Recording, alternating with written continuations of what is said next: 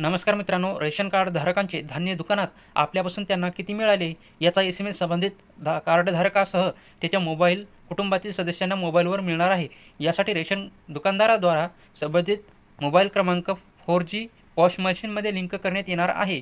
सार्वजनिक वितरण प्रणालीमध्ये पारदर्शी पद्धतीने रेशन धान्याचे वाटप व्हावे यासाठी पुरवठा विभाग आग्रही आहे. यामध्ये वेळोवेळी अनेक बदल करण्यात आलेले आहेत.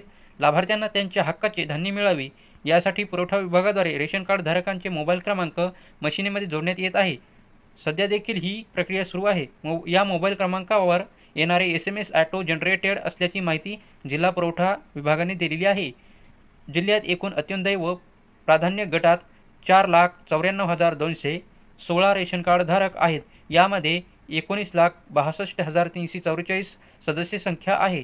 यापैकी सद्यस्थितीत 2,92,148 रेशन कार्ड धारकांनी मोबाईल जोडणीची प्रक्रिया पूर्ण केलेली आहे. हे प्रमाण 59.11% आहे.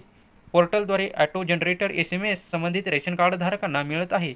याद्वारे धान्याची उचल केल्याची माहिती मिळालेल्या धान्याचा संदेश संबंधिताच्या मोबाईलवर प्राप्त होणार आहे. सर्व रेशन कार्ड धारकांनी मोबाईल क्रमांकाची जोडणी करण्याचे आवाहन सहाय्यक जिल्हा पुरवठा अधिकारी प्रज्वल पाथरे यांनी दिलेली आहे. तर ठसा जुळत नाही, OTPद्वारे धान्य तुम्हाला मिळणार आहे.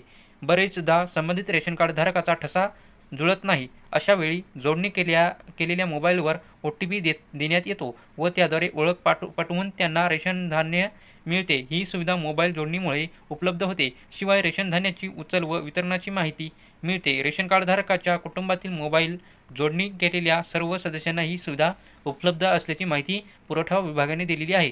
तर ही माहिती तुम्हाला चांगली वाटली असेल तर आमच्या चॅनलला सबस्क्राईब करा. धन्यवाद.